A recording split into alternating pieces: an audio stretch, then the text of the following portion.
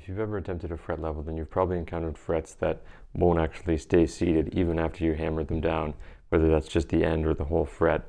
And those frets can't be popping up, or else when you do your fret level, they're going to give you a false sense of being level. So today I want to cover sort of an updated version, a more concise version of how to actually glue your frets. I'm Dave with Stringing It Together, and let's dive in.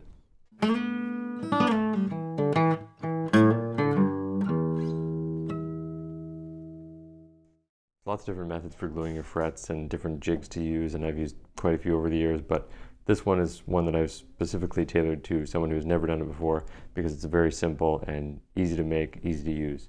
Okay, so first off, the glue that you're going to use is the very thin super glue. Okay, it's the water thin stuff you can get at craft stores or online. I'll put a link to it in the description. You're going to need a good clamp and a razor blade in order to apply the glue. So the other thing, the jig that we're going to be using to actually press down the clamp is a very simple thing. You don't need to worry about these. It's just a piece of hardwood, something that is perfectly flat. So MDF works because it's machined flat. If you can find a flat piece of hardwood or something equivalent that is, is perfectly flat, it's going to cover the width of the fretboard. And then we're going to be using something metal. In this case, I've just broken a couple of old hacksaw blades, put tape over one, and then there's another one that also has the same amount of tape over it, so that way it's the same width. And then you can adjust these to press in to the edge of the frets. Usually it's just the edge of the frets that you need to glue. Sometimes you need to glue the whole thing, but these will press into the edge of the fret, and then the middle will just touch because you can adjust these to the various radiuses of your fret. So let's jump right in here and get started. It's always a good idea to do a dry run. So you want to practice setting up your jig. So find that edge, find the other edge, stick it on there, make sure that it doesn't rock. You might want to take a look from this side to see if it's actually where it's connecting until you get a feel for it. And if you don't have a setup similar to this, then you can just use a piece of wood and something to protect the back of the neck from the clamp. So you could use a cloth for that. Make sure your clamp is straight up and down. I like to tighten it just sort of finger tight. Make sure that it's on there. Do some micro adjustments before you do your final tighten. So make sure that everything's good to go, that you know you can get that clamp on there, everything's set up before you start to glue. Don't overlook this step. Now we're ready to glue. So we're going to take that off of there. So in order to protect the fingerboard, we're going to dab on a little bit of something called soft paste wax. Now that's something you can find in any automotive store. It's just carnauba wax, which is pretty harmless. Now you want to be really careful with the glue because it will eat your finish if you spill it. So you want to make sure that you don't put too much on, and make sure that it doesn't go over the edges of the guitar. Okay, so we're going to put our super glue onto the razor blade, and also good to double check to make sure. It looks like I put maybe a little bit too much on there. You don't want to block the gap where that glue can go down. So I'm going to put this glue just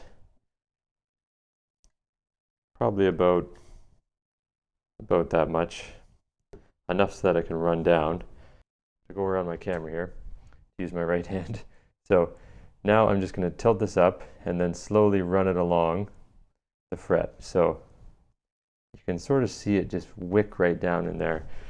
And once you see it wick down in there, you can give it a little bit of a wipe to get away the excess, being careful not to push it over the edge. If there is any, there shouldn't be too much excess. And then you're going to get that clamp ready and try to work fairly quickly, but it's better to be careful making sure that it's clamped down on the edges as opposed to rushing it and not clamping it properly. So find the middle. Obviously I moved it around there, so getting it finger tight. Make sure that this is lined up on the edges. This is in the middle. Okay, that feels pretty good. And then tighten it up. The glue will start to set by about 10 minutes, meaning you won't really be able to move it, but it takes 2 hours to dry, and then really it takes 24 hours to cure. So it'll be fully dry. There's nothing else happening after 24 hours. So that doesn't necessarily mean that you have to wait 24 hours, but 2 hours is best to wait before you start filing the frets. And again, this is not very efficient because you're doing one fret at a time, but once you get comfortable with the glue, you can do multiple frets at a time, and you can do it strategically. But one more thing I'll mention is that, so if you're going above the body joint here, then you can use the clamp underneath here. There's a solid piece of wood going straight down from here to here in an acoustic guitar.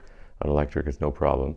And underneath here, there's a block which you can just clamp directly to. You might want to put a thin piece of wood underneath there just to protect it, but you can stick the clamp right in there. So then you want to inspect it to see how you did. So if there's any glue on top, which there shouldn't be, then you want to get that off, because that will give you a false level. So take your fingerboard protector and some 600 sandpaper. You don't want to go any lower than that because you don't want to risk having to redo this fret. So 600 will take the glue off and will also polish the fret and won't leave any marks on your fret. So check that, and then you're going to check the height of it. So it looks like this one is almost level minus just the very end there, and then on this side it needs to be filed down a little bit, but you want to make sure you put a bunch of pressure down on it and make sure that it doesn't change, because if it changes, that means it's moving up and down, so you don't want that, and it means you didn't do a very good job gluing. So if that is the case, then you're going to want to go back and try again. Okay, sometimes it doesn't work, sometimes it just takes practice. It's like anything. So you've cleaned the glue off the top, checked it, and then you want to clean any glue off the fingerboard if there is any. So to do that, you're going to take a razor blade, a sharp one this time, and without putting any downward pressure, scrape towards the fret. So that'll get the paste wax off there, as well as any glue that might have gotten on the fingerboard or any gunk. You might as well just clean the gunk off at this point as well. You're scraping towards the fret to get that off of there, and then if there's any right up against the fret, then you're going to do a rolling motion this way. So you go down without putting a ton of downward pressure because you don't want to dent the fingerboard. Roll it out this way. So I'm just letting the knife do the work. And you can sort of see it coming off there.